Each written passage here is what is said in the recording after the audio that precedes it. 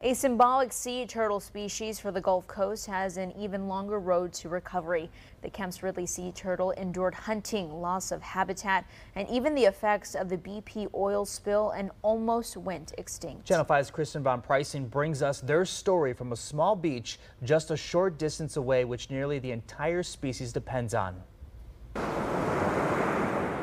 An isolated beach, 5 hours south of the U.S.-Mexico border. The beach where something special has been happening long before the outside world first found out.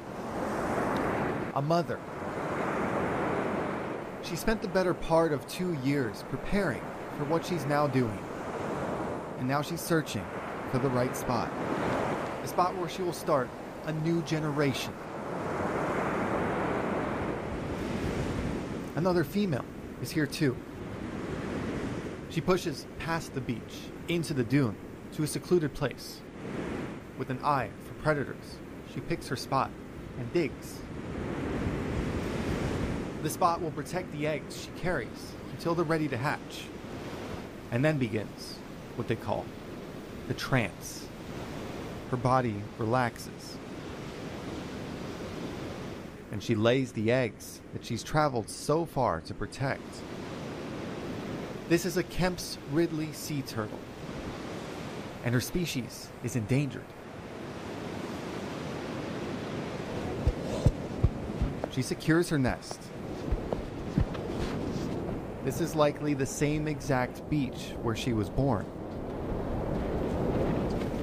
Her species has been doing the same thing, at the same place, during the same season, for a long time. She isn't the only one here. This is the nesting site for near an entire species. This is the arribada. Over the course of these days, thousands of Kemp's Ridley sea turtles will land here. A spectacle that can't be seen anywhere else in the world. The females build their strength, mate at sea, and swim hundreds of miles to be here. An instinct pushes them to come here at once. For a short moment, they're out of their element, together, and driven to start the next generation. But within minutes, the arribada is over. They laid their eggs, and they crawl back to the Gulf of Mexico. The mothers can't stay here to protect their eggs. They're easy to find and easy to harvest, but these eggs are not being hunted today. Jaime Peña leads a team here from the Gladys Porter Zoo in Brownsville that's collecting the eggs to make sure they hatch. The turtle was on the brink of extinction. The decline was very dramatic. Peña's team is working to reverse that. The turtle is very resilient, and the people that have been working for the turtle are also very resilient and very stubborn because they will not give up. We will not give up. The nesting sites and arriving females used to be targets for nearby people.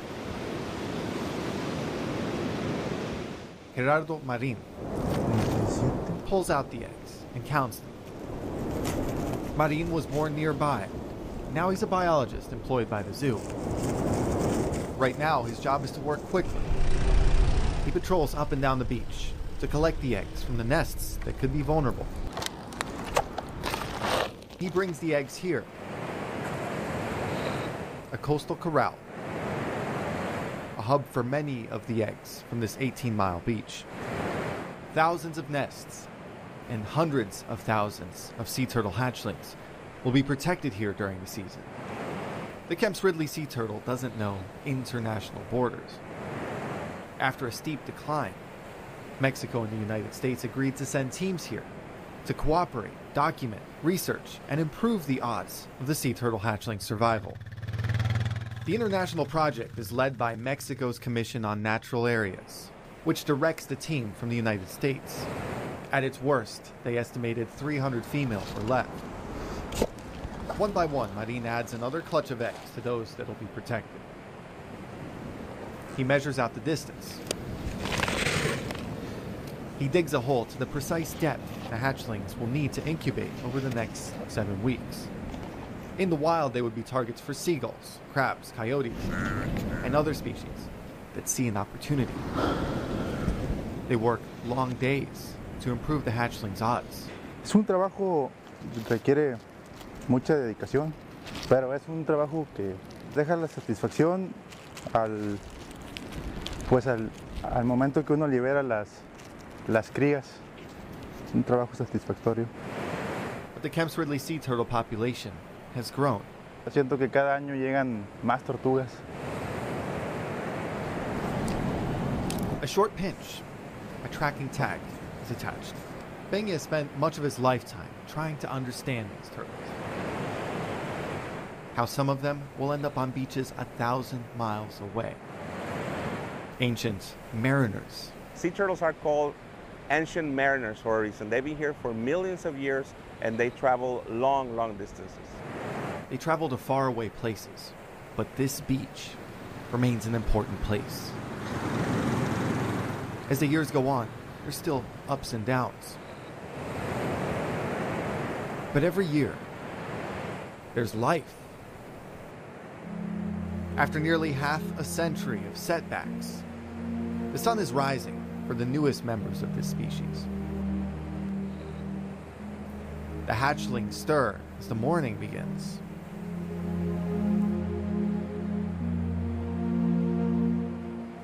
Instinct tells them where they have to go now. They'll face numerous obstacles on the path ahead. Where exactly they're headed still isn't known for sure, or which ones will make it back. But the fate of the species as a whole is in better hands now.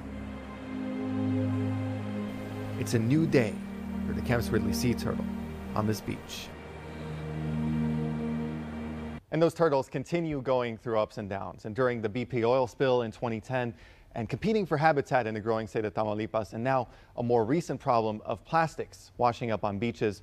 In the recent season, the crews reported nearly 18,000 nests for the year, and through their work, released nearly 1 million hatchlings into the ocean. The numbers are a decrease from last year, but last year was also the best year that the program has reported, and there's plenty more work planned ahead. A little bit more, we have Charlie Abrego from the Gladys Porter Zoo. Charlie, you were there last season. An amazing animal to look at, right? Yeah, I've been there for 5 visits, and every time you go, it's always a different experience and something new to kind of learn when you go over there. It's always an ongoing learning process when you go there. You feel like you know enough about these turtles, and then something happens. Always researching new things, right? Exactly. And that you can see them on a photo or a video, but to see them in person, that's something different. It's incredible, yes. I think the most amazing thing is, not releasing the babies. I think seeing a female come up and begin to lay in her nest or to dig her nest.